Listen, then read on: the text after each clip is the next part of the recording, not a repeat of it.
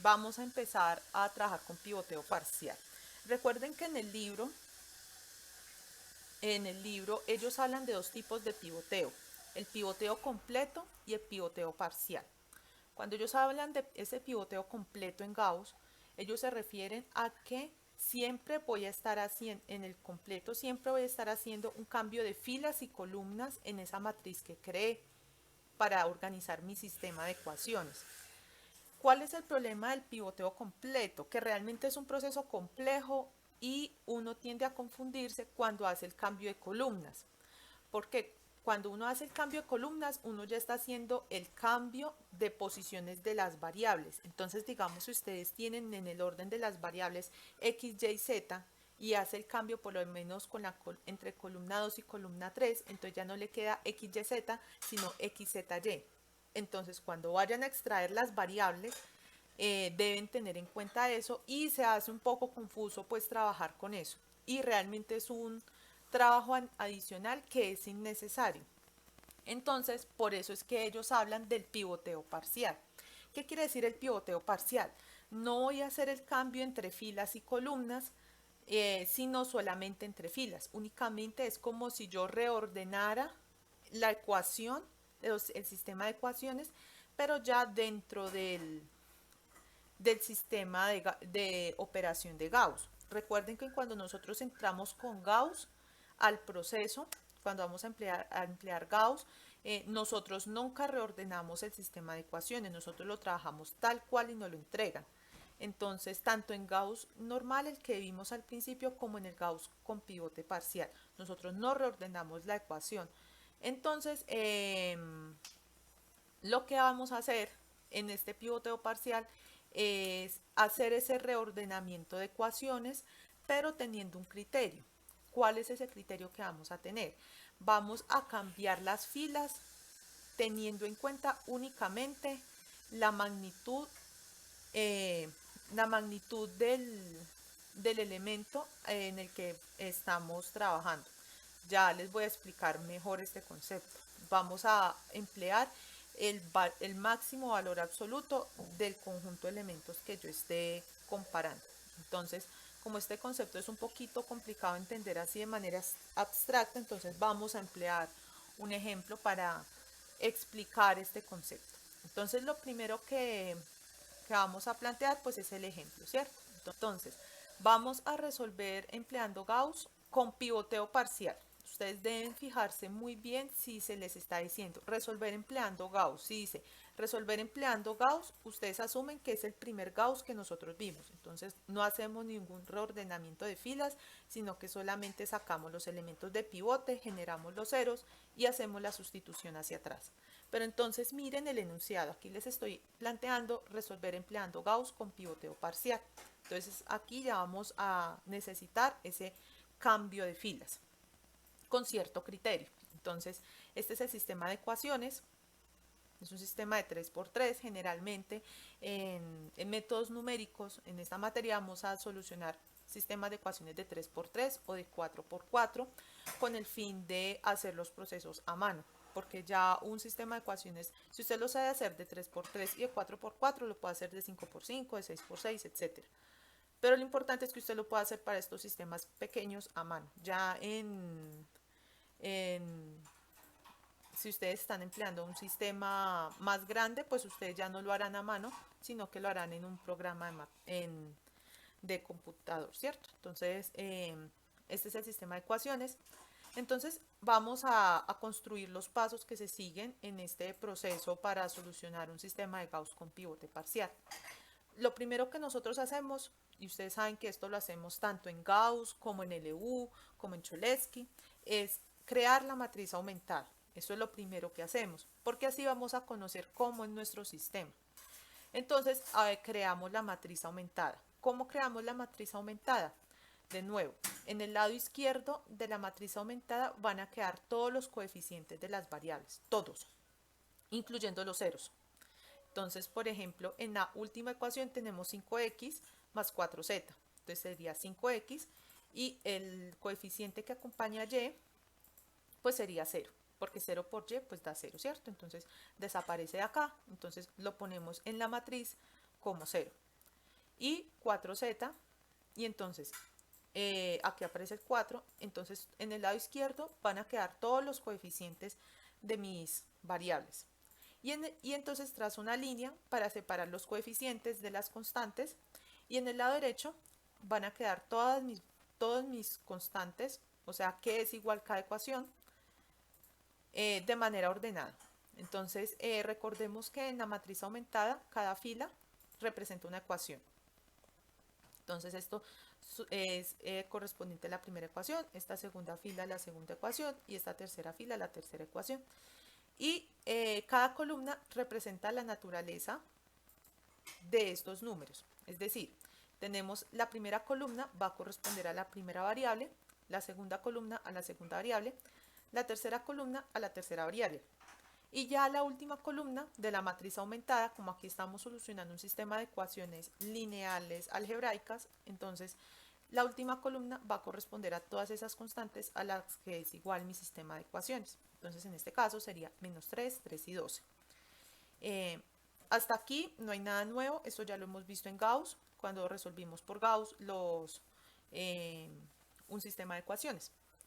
Entonces ahora vamos a empezar a tratar con los pasos que difieren del primer método que nosotros vimos. Entonces, ¿cómo difieren estos dos métodos? Entonces, vamos a crear la primera columna de ceros. Recuerden que para generar los ceros en Gauss, primero generamos los ceros en la primera columna, es decir, en los elementos que sean diferentes a este primer elemento, entonces serían este 0 y este 0. Y vamos creándolos así por columnas, hasta llegar a una matriz diagonal triangular superior aumentada.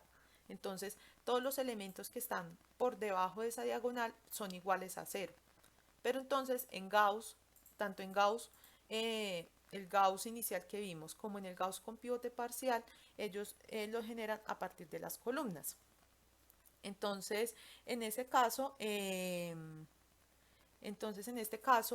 vamos a hacer lo mismo, vamos a usar el mismo concepto, y entonces aquí tenemos que generar primero estos dos ceros.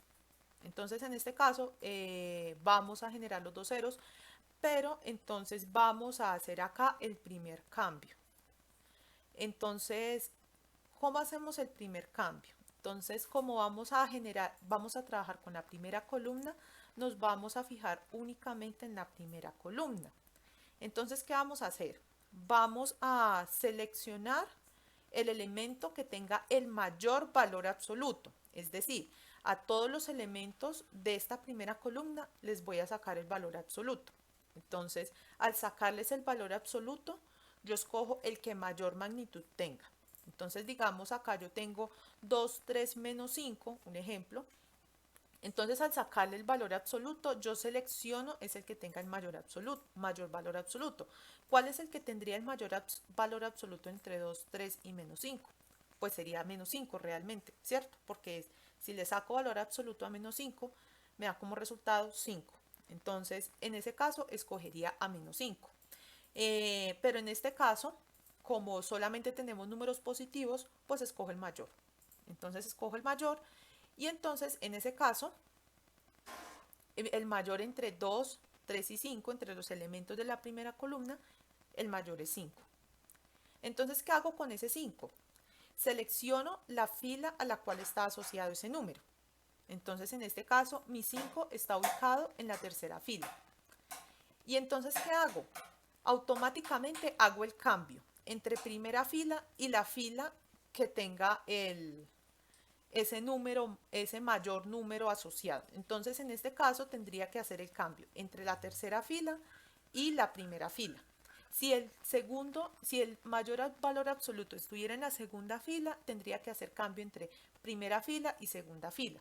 Y si el mayor valor absoluto está en la primera fila, pues no tengo que hacer ningún cambio realmente. Entonces, teniendo eso en cuenta, pasamos al tercer paso, que consiste en hacer ese cambio. Entonces, miren que aquí ya mi matriz aumentada no va a ser esta original, sino que va a ser esta nueva, en donde cambié la posición de la primera fila y la mandé a la tercera, la tercera fila la mandé a la primera. Recuerden que en matrices nosotros usamos las tres operaciones básicas, que son intercambio de filas, suma de filas o resta de filas y multiplicación por escalares. Estos procedimientos también los vamos a usar en Gauss con pivote parcial porque estamos trabajando con matrices. Entonces aquí ya tenemos un nuevo sistema. Entonces en este caso, como ya hice el cambio de la fila, entonces realmente aquí ya puedo empezar a trabajar con mi método de Gauss usual. ¿Qué hago en el método de Gauss usual? Consigo mi elemento pivote para poder eliminar mi primer elemento, es decir, para poder generar mi primer cero. ¿Cómo genero mi primer cero? Entonces, mi primer elemento pivote, es decir, esa constante que yo voy a multiplicar, por el que yo voy a multiplicar a la ecuación primera, será A21 sobre A11. Pero entonces, ¿cómo genero este nuevo pivote? Ya teniendo en cuenta la última ecuación que empleé. Entonces, en este caso, el elemento pivote F1 es igual a 3 quintos. ¿Por qué? Porque es A21, que sería 3, sobre A11, que es 5. Y entonces, al emplear eso y multiplicar la primera ecuación por ese 3 quintos y después a la segunda ecuación, restarle la primera ecuación, que es lo que hace Gauss al inicio, que nosotros lo explicamos, entonces realmente vamos a obtener ahora este nuevo resultado. Ustedes lo pueden comprobar haciendo las operaciones fila correspondientes. Acá no las hago porque ese método ya se explicó en el paso de Gauss ingenuo, también como se denomina. Entonces, en este caso, la primera fila queda intacta porque realmente yo no operé la primera fila, sino que operé fue la segunda fila. Entonces, la primera fila queda intacta y este resultado es de operar la segunda fila menos F1 veces la primera fila, lo que nosotros conoceríamos pues en ese caso, ¿cierto? Entonces, en este caso quedaría esta línea menos 1, menos un cuarto y menos 1.4, menos 4.2 y la última fila no queda modificada porque resulta que este elemento pivote únicamente va a afectar a los elementos, pues a la operación que haga con la segunda fila, no afecta a otro. Ahora, como ya tengo que generar mi segundo cero, perdón, es decir, el último elemento acá, este último cero de acá, para poder terminar con mi primera columna, entonces vamos a hacer el mismo procedimiento que hicimos en el paso 4, es decir, generar mi elemento pivote, F2, que en este caso sería A31 sobre A11. Entonces, en este caso, A31 sobre A11 es igual a F2, pues en este caso yo lo llamo F2, y entonces F2 es igual a este 2, que es A31, sobre 5, que es A11. Y entonces en este caso hago la operación F2 menos, la fila 3 menos F2 por la fila 1. Esa es la operación que se hace aquí. Y entonces vamos a obtener esta nueva fila. Y entonces acá ya generamos mis primeros ceros, es decir, los ceros de la primera columna. Recuerden que necesito generar una matriz aumentada triangular superior. Entonces todos los elementos de la diagonal deben ser distintos de cero en este caso, y los elementos que están por debajo de esa diagonal deben ser iguales a cero, porque ese es el espíritu de Gauss, tanto Gauss-Seidel como Gauss ingenuo como Gauss con pivote parcial. Entonces en este caso ya terminé de trabajar con la primera columna. Entonces ahora, como ya no tengo que generar más ceros en esta primera columna, voy a generar mi siguiente cero. Voy a pasar a la segunda columna y voy a generar mi siguiente cero, que es el que está acá. Ahora, ¿cuál es el problema? Que estoy trabajando con pivoteo parcial. Entonces, en este caso, como ya pasamos a una nueva columna, entonces vamos a hacer otra vez el procedimiento para hacer el cambio de filas. Entonces, en este caso, vamos a trabajar con la segunda columna. Por cada cambio de columna que yo haga, debo hacer un proceso de pivoteo parcial. Entonces, en este caso, como tengo que hacer dos cambios de columnas, este en la primera, pues en la primera columna y para la segunda columna, entonces tengo que hacer dos pivoteos parciales. Ya hice el primero en el que cambié la tercera por la primera, intercambié la tercera por la primera, perdón, y en el segundo vamos a ver si debo intercambiar la segunda con la tercera. ¿Por qué debo trabajar únicamente con estos dos? Porque debo generar este cero. Ahora, ¿por qué no trabajo, digamos, entre la primera fila y la tercera fila? Porque si yo trabajo entre la primera fila y la tercera fila, este elemento que se volvió cero ya se convierte en un número que es diferente a cero. Y eso es lo que nosotros no queremos. En cambio, si únicamente trabajo con estas dos filas, es decir, con las filas distintas a la fila 1, entonces voy a conservar estos ceros. Entonces vamos a hacer el pivoteo parcial. Entonces en este caso ya no trabajo con la primera fila, sino con la segunda. Y trabajo con los elementos que podrían, que vamos a usar para generar este segundo cero. Si estuviera por acá en la tercera columna, trabajaría únicamente con los elementos desde tercera fila en adelante y así sucesivamente. Entonces en este caso vemos que tenemos los elementos menos 1 y 1. Y entonces miren que aquí tenemos una cuestión muy particular. Los valores absolutos son iguales. Entonces, como los valores absolutos son iguales, entonces en realidad aquí no tendríamos que hacer ningún cambio, ¿cierto? Porque los valores absolutos son iguales y nosotros hacemos el cambio cuando aparece un número cuyo valor absoluto es mayor y lo intercambiamos para dejarlo en la segunda fila, ¿cierto? Entonces, en este caso, vamos a hacer el cambio de la segunda con la tercera fila únicamente ¿para qué? Para ilustrar el proceso. Solamente vamos a ilustrar el proceso, entonces vamos a hacer el intercambio para continuar pues con el proceso de pivoteo parcial. Pero si ustedes ven que no es necesario hacer el cambio, no lo hace. Entonces en este caso decidí cambiar la fila 2 con la fila 3. Hacer este cambio no altera el resultado. Entonces si ustedes no lo hacen, no hay problema, porque entonces estarían trabajando con Gauss ingenuo. Pero si ustedes lo hacen, pues tampoco hay problema. Entonces en este caso yo cambié las filas 2 y las filas 3 únicamente para ilustrar el proceso y en este caso tendríamos esta nueva matriz. Y ahora vamos a trabajar con esta nueva matriz. Entonces nosotros, ¿cómo generábamos este tercer cero? Nosotros hacíamos la operación F3 igual a A32, que es este elemento, sobre A22, con todo y signo, no solamente el número. Miren que aquí está el elemento y entonces, como está el elemento, debo incluir su signo. Entonces, en este caso, vamos a hacer la operación fila correspondiente. ¿Cuál es la operación fila correspondiente? La fila 3 menos F3, que es mi constante, por F2. Y entonces, ¿dónde quedaría el resultado? En F3. Y entonces, en este caso, al hacer esa operación fila que nosotros aprendimos a hacer en Gauss ingenuo, entonces vamos a tener esta nueva matriz. Entonces, en esta nueva matriz, fíjense que realmente es una matriz triangular superior, aumentada, porque miren que los elementos por debajo de la diagonal son iguales a 0 y los elementos y hay elementos por encima de la diagonal.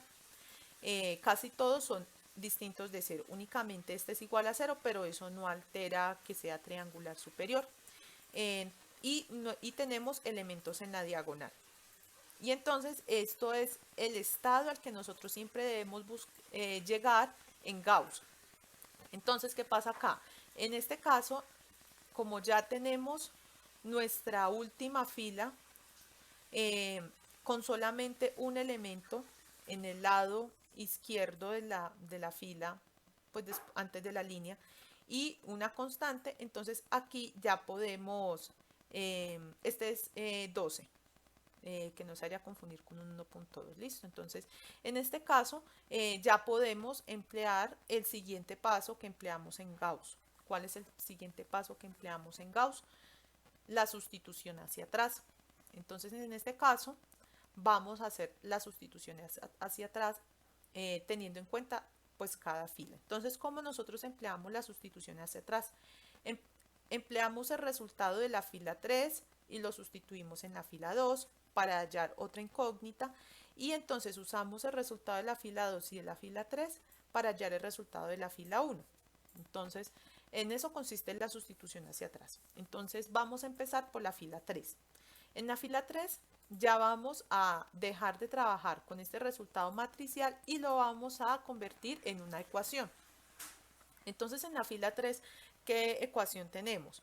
Menos 4z, porque la tercera columna corresponde a z, yo no hice ningún cambio de columnas, entonces tenemos menos 4z es igual a menos 12.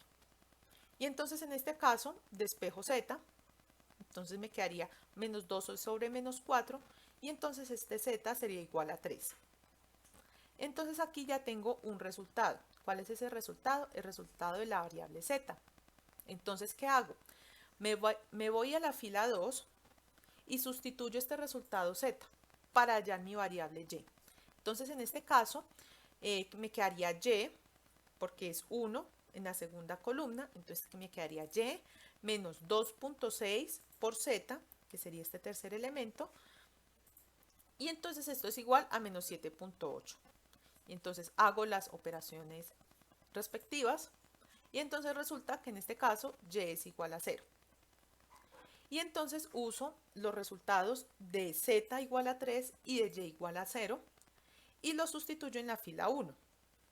Entonces en la fila 1 nosotros tenemos el resultado de que 5x, por ser mi primer elemento en la fila, más 0y, 0 aquí, entonces no tengo necesidad de usar a y, más 4z, aquí está 4z, igual a 12. Entonces quedaría 5x más 4z, que en este caso z es igual a 3, es igual a 12.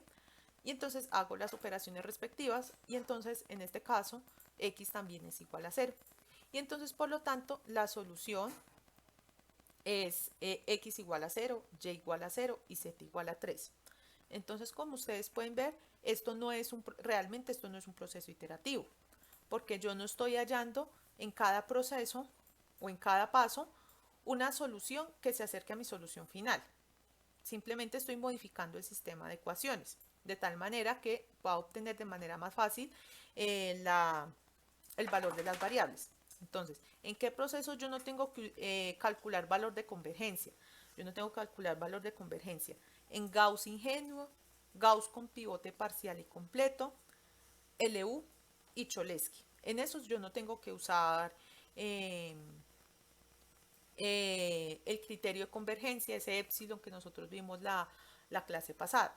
Y en los métodos que pues se conocen pues los otros métodos para solucionar sistemas de ecuaciones, que son la sustitución, la reducción, la igualación y el método de Cramer. En eso tampoco necesitamos, y en el gráfico pues menos. Entonces,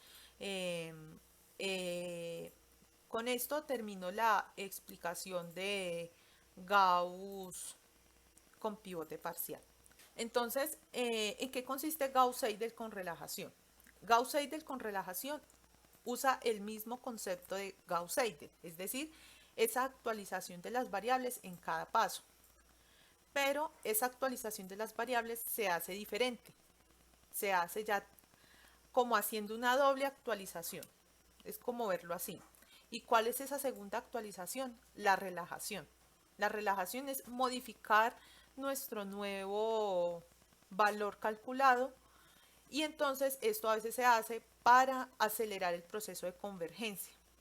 Entonces, en muchas ocasiones se usa este Gauss-Seidel con relajación, teniendo en cuenta este lambda, este valor de lambda, que es el factor de relajación, con el fin de acelerar o ralentizar el proceso de convergencia.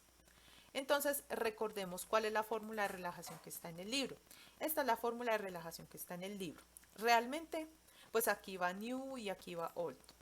Pero realmente esto es un poco confuso, porque realmente esto es más como una fórmula que uno usa en programación para poder hacer la actualización de la variable. Realmente este es el concepto en programación que uno usa. Pero matemáticamente el concepto es un poquito más complejo. Entonces vamos a tener en cuenta esta fórmula y vamos a resolver este sistema de dos ecuaciones con dos incógnitas. Una cosa es que ustedes deben tener siempre en cuenta y siempre se las voy a repetir hasta pues como en este primer corte, es que el número de ecuaciones debe coincidir con el número de incógnitas para poder emplear todos los métodos que he explicado con anterioridad y que tengamos una posible solución única. Posible porque puede que el sistema no tenga solución. Entonces, en este caso, debemos mirar siempre, ese es el primer paso realmente que tenemos que hacer. A veces nos lo saltamos, pues porque a nosotros pues nos parece como evidente, pero realmente nosotros debemos contar el número de ecuaciones. Entonces, en este caso, tenemos el número de ecuaciones, que son 2, y en este caso el número de incógnitas, que son 2. Nos devolvemos al ejercicio anterior. Entonces mire que nosotros tenemos tres ecuaciones y realmente tenemos las tres incógnitas, x, y y z. Solamente que en la tercera no aparece, pero eso no implica que no sea un sistema de ecuaciones lineales algebraicos. Entonces nosotros tenemos que ver que el número de incógnitas involucradas en el problema sea igual al número de ecuaciones, para que nosotros podamos proceder a solucionarlo con estos métodos. Si no podemos proceder a solucionarlo con estos métodos, primero estamos ante un problema de infinitas soluciones. Y segundo, pues si ya tenemos un problema de infinitas soluciones, para este curso, nosotros qué decimos, no se puede emplear estos métodos. Realmente estos métodos sí se pueden emplear, pero ya se usan para otros conceptos, como hallar el rango de la matriz, hallar, bueno, otras cuestiones que no son por ahora de nuestro interés. Entonces, si a ustedes les aparece, sigamos en el parcial, les aparece un sistema de dos ecuaciones con tres incógnitas, entonces ustedes dicen, no, eso no se puede resolver por los métodos que se están planteando en el curso. Y eso es todo. Entonces, eh, ya hicimos la verificación, el número de ecuaciones es igual al número de variables. Y entonces ahora vamos a usar el concepto que les expliqué al principio de la sesión. ¿Cuál fue el concepto que les expliqué al principio de la sesión? Si es diagonalmente dominante. ¿Qué significa que sea diagonalmente dominante? Que el valor absoluto del elemento ubicado en la diagonal sea mayor o igual que la suma de los elementos que están ubicados por fuera de la diagonal, pero eso se hace en cada fila. ¿Cómo entonces se hace ese proceso? Y en el libro lo que usan es el concepto de diagonalmente dominante, no estrictamente, no ese concepto estricto en el que tenemos solamente el signo de mayor. Por eso les quería también explicar ese ejercicio, para que ustedes aprendan a examinar este criterio. ¿Con qué? ¿Para qué nosotros hacemos este criterio? Para decir si nosotros tenemos ese criterio que se cumple, o si nos toca hacer un reordenamiento para que se cumpla, o si así hagamos el reordenamiento, no se nos va a cumplir, entonces no tenemos la convergencia garantizada. Si este criterio se nos cumple, vamos a tener la convergencia garantizada. Entonces ya sabemos, mi problema converge y ya puedo entrar con confianza al método. Entonces, en este caso, ¿cómo empleamos ese concepto de diagonal dominante? Entonces, ¿cuál es el elemento que en la primera fila pertenecería a la diagonal? El elemento 1, 1, una posición 1, 1. Entonces, ¿qué hago? A ese elemento le saco el valor absoluto, que sería menos 3. Entonces, a ese le saco valor absoluto, que sería 3, ¿cierto? Y entonces, tomo los elementos que están por fuera de la diagonal o que son distintos a ese, les saco el valor absoluto y todos esos valores absolutos los sumo. En este caso no hay necesidad de sacar valor absoluto porque todos son positivos. Entonces sería 9 más 12. En este caso, 9 más 12 generalmente es 21, ¿cierto? Y entonces, como generalmente sabemos, 3 no es mayor o igual que 21. Entonces, en este caso, no tenemos garantizada esa dominancia de la diagonal. Ahora pasamos a la segunda ecuación. En la segunda ecuación, ¿cuál es el elemento que estaría en la diagonal? Sería este segundo elemento. En la tercera fila sería el tercer elemento, en la cuarta fila sería el cuarto elemento.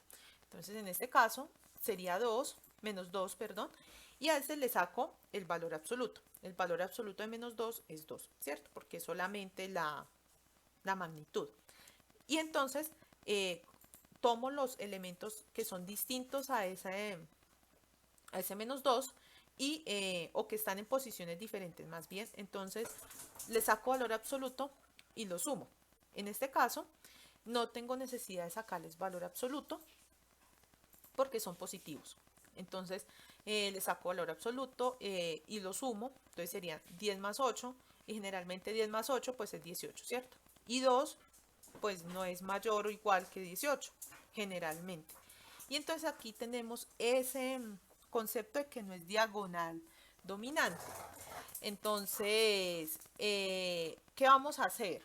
Lo que yo les había comentado al principio. Vamos a hacer que nuestro sistema sea diagonal dominante para que tengamos esa convergencia garantizada.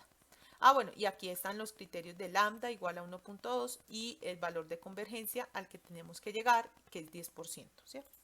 Entonces, ¿qué hacemos en este caso? En Gauss-Seidel con relajación, nosotros lo que hacemos es reordenar nuestras ecuaciones, es decir, intercambiar filas de tal manera que se nos cumpla esa diagonal dominante, únicamente intercambio de filas. Entonces, vamos a mover las filas y en este caso lo que era la segunda ecuación pasa a ser la primera ecuación y viceversa. Entonces tenemos que, en este caso ya, ¿cuál sería el elemento que estaría aquí en la diagonal? Ya no sería este menos 3 que teníamos, sino que ya sería el primer elemento, que es 10. Entonces 10 y sumo los valores absolutos de los elementos que tengo por fuera de esa diagonal, ¿cierto? Que serían 8 y menos 2. Entonces sería en realidad 8 más 2, porque es el valor absoluto, y 8 más 2 es igual a 10, y pues 10 si es mayor o igual a 10. ¿Por qué? Porque 10 es igual a 10. Recuerden que esto es una desigualdad débil. Entonces puede ser mayor o igual. Entonces en este caso se cumple el igual. Se puede cumplir cualquiera de las dos, que sea mayor o que sea igual. Esto es lo que significa este mayor igual. Entonces en este caso 10 es igual a 10. Entonces ahí ya estamos empezando a cumplir. Y segundo, este 12 tiene que ser mayor o igual que la suma de los otros elementos. La suma de los valores absolutos de los otros elementos. Entonces sería 9 más 3, porque este menos 3 le saco el valor absoluto y me queda en 3. Entonces sería 9 más 3, que es igual a 12. Y en este caso miren que tengo esa diagonal dominante garantizada a través del mayor igual, porque en todas es igual. Entonces, como ustedes pueden ver aquí, realmente aquí no se usa esa fórmula que ellos están empleando o que ellos están mostrando en esa ecuación 12.3. Ellos están empleando es la ecuación que les mostré en esos documentos de repaso que les doy. Por eso realmente en esos documentos de repaso les pongo lo que realmente se está usando en el libro. Entonces, ya teniendo acá la diagonal dominante garantizada, entonces vamos a hacer las ecuaciones en las que vamos a reemplazar. Recordemos que en Gauss-Seidel, en cada fila, tenemos que despejar la variable correspondiente. Entonces, en la primera fila tenemos que despejar la primera variable, en la segunda fila la segunda variable, si tuviéramos una tercera fila, la tercera variable y así sucesivamente. Entonces vamos a crear nuestras ecuaciones. Entonces, en la primera fila despejé mi primera variable. Entonces sería x1 es igual a 8 más 2x2 del paso anterior. Recuerden que x1 usa los elementos del paso anterior sobre 10, ¿cierto? Aquí creo que está bien el despeje. Y en x2 ya uso, recuerden que en las siguientes fórmulas yo empiezo a usar los valores actualizados, los valores que haya logrado actualizar. Entonces, si aquí tuviera tres variables, entonces trabajaría con la primera variable que actualicé y como la tercera no la he podido actualizar todavía, entonces trabajo con la que entré a la iteración. Ya vamos a ver cómo hacemos esto. Y entonces hacemos la fórmula de relajación. ¿Cómo es la fórmula de relajación? Pues nos devolvemos. Entonces sería lambda que en este caso es 1.2 por xi nuevo más 1 menos lambda, que entonces sería menos 0.2, porque 1 menos 1.2 da 0.2, x sub i viejo. Entonces aquí lo tengo y esta es mi fórmula de relajación. Entonces aquí ya vamos a empezar el proceso de... ¿El proceso de qué? El proceso de iteración. Entonces, como ustedes pueden ver, aquí ya toca empezar a emplear el criterio de convergencia con el fin de poder llegar a la solución que nosotros deseamos de tal manera que cumpla ese nivel de convergencia. Entonces, ¿qué es lo primero que hacemos? Asumimos un valor de las variables. Entonces, asumimos un valor para x1 y para x2. En este caso, ustedes pueden asumir cualquier valor. Es más, en el parcial les puede aparecer, yo les digo, asuman x1 igual a x2 igual a 1. Y también está bien. Ahora, ¿qué se recomienda? Asumir x1 igual a x2 igual a 0, porque eso facilita el primer paso de la iteración. Lo mismo en Jacobi. En Jacobi se recomienda lo mismo para que inicie el sistema de iteraciones sin hacer tantas operaciones. ¿Cuál es la operación que se facilita ahí? Pues la suma, ¿cierto? Porque tendría un elemento multiplicado por 0, entonces ya varios de esos elementos desaparecen. Ya vamos a ver cómo. Entonces ya asumimos los valores iniciales, mi punto inicial, mi punto de partida. En este caso asumimos x1 igual a x2 igual a 0. Ahora vamos a iniciar nuestra primera iteración. ¿Cómo iniciamos la primera iteración? Lo primero que hacemos es reemplazar en la primera fórmula. Miren que en la primera fórmula yo uso el viejito, j-1, el del anterior paso. Pero yo quise en el anterior paso, yo asumí un valor. Ese valor es igual a 0 para x2. Entonces, ¿yo qué hago? 8 más 2 por x2, que en este caso sería 0, sobre 10. Y miren que aquí ya no tengo que hacer la suma, porque 2 por 0 me da 0. Entonces, solamente me quedaría 8 sobre 10. Y generalmente 8 sobre 10 es igual a 0.8, ¿cierto? Y entonces esto es lo diferente de Gauss-Seidel a Gauss-Seidel con relajación. Entonces, al haber calculado nosotros x1 nuevo, vamos inmediatamente a relajar nuestro x1, es decir, a modificar nuestro x1. Entonces, ¿qué hacemos en esta relajación? Reemplazamos en el primer término la variable que inmediatamente calculé. Y en el segundo término de la resta o de la suma, pues dependiendo también del valor de lambda, reemplazo con el que entré a la iteración. ¿Con qué valor entré a la iteración para x1? Con 0. Entonces reemplazo con 0. Y entonces en este caso me quedaría 1.2 por 0.8 menos 0.2 por 0, y esto es igual a 0.96. Y entonces, ¿cuál es el valor que realmente vamos a usar de x1? Es el valor relajado. Nosotros ya no vamos a usar este x1 que calculamos acá, sino este nuevo. ¿Y para qué lo vamos a usar este x1 relajado? Para calcular mi x2. Entonces, en este caso, mi x2 sería, pues cojo la segunda ecuación en la que tengo que reemplazar y me quedaría 9 más 3 por, miren que ya no uso ese x1 que calculé anteriormente, uso el relajado. Entonces sería 3 por 0.96 sobre 12. Y entonces hago ese cálculo y me quedaría igual a 0.99. Y entonces, ¿qué hacemos? También vamos a relajar esa variable. Todas las variables que tengamos las tenemos que relajar, todas. Entonces, en este caso vamos a relajar x2. Y entonces, para la relajación de x2 vamos a tener en cuenta todo lo relacionado con x2. Entonces, en este caso sería 1.2 por 0.99, que es el nuevo, es decir, el que calculamos acá, por el que entramos al inicio de la iteración. Perdón, y este 0.2 sería por el que entramos al inicio de la iteración. ¿Con qué elementos entré a esta primera iteración? Con x2 igual a 0. Entonces aquí coloco el 0. hago esta multiplicación, hago esta resta, pues sí hay que hacerla, y esto es igual a 1.188. Y entonces, ¿cuáles son los resultados finales? Yo realmente en el proceso de Gauss-Seidel con relajación ya uso los elementos que están relajados, ya no uso los elementos que calculaba con las fórmulas anteriores de Gauss-Seidel, sino que ya uso las relajadas. Entonces, ¿cuáles serían los valores finales? X1 es igual realmente a 0.96 y X2 es igual a 1.188.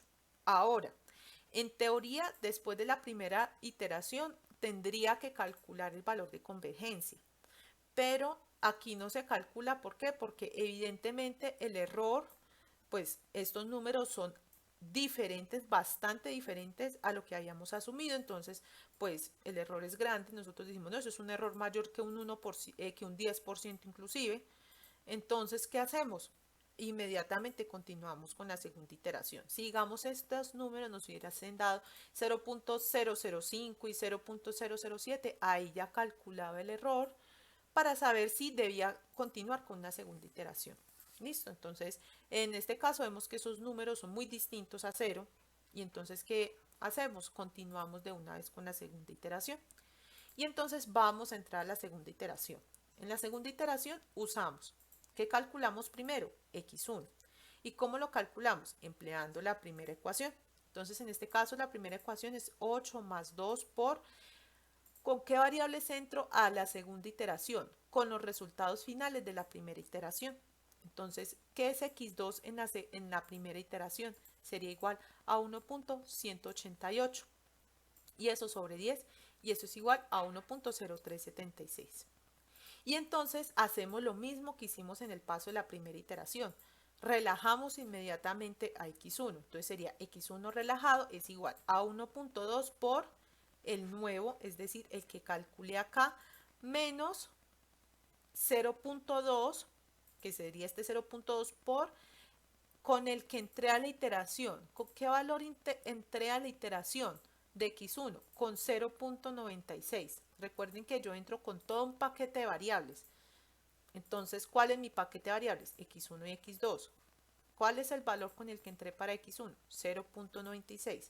Entonces, haciendo esta resta, pues me da 1.05312. Y entonces tomamos este valor relajado para calcular X2.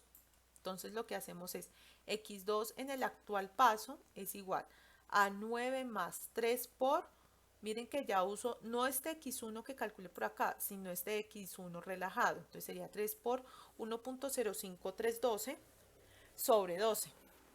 Y entonces eso me da 1.01328. Y entonces recuerden que con cada variable que yo vaya calculando debo relajarla inmediatamente. Entonces relajamos a X2. Entonces lo relajamos con nuestra fórmula de relajación.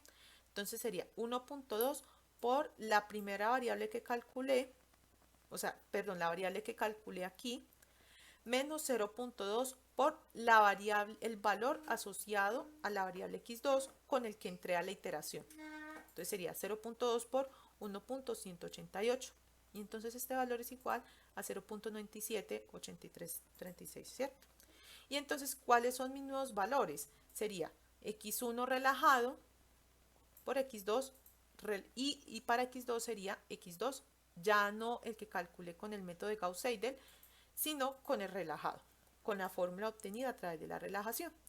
Entonces, en este caso, como vemos que estos valores ya no son tan diferentes, miren 0.96 y 1.05, y mire 1.118 y 0.97, entonces aquí ya estoy empezando a ver que hay como una convergencia en este caso, ¿cierto? Como que ya va a empezar a converger. Entonces en este caso calculo la convergencia, el nivel de convergencia que tengo o el nivel de error que tengo. Entonces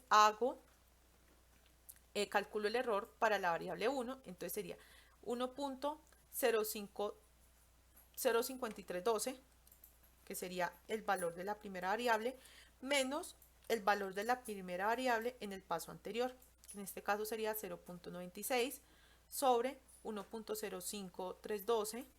Hago esta operación, le saco valor absoluto por 100% y esto me da aproximadamente igual a 8.84.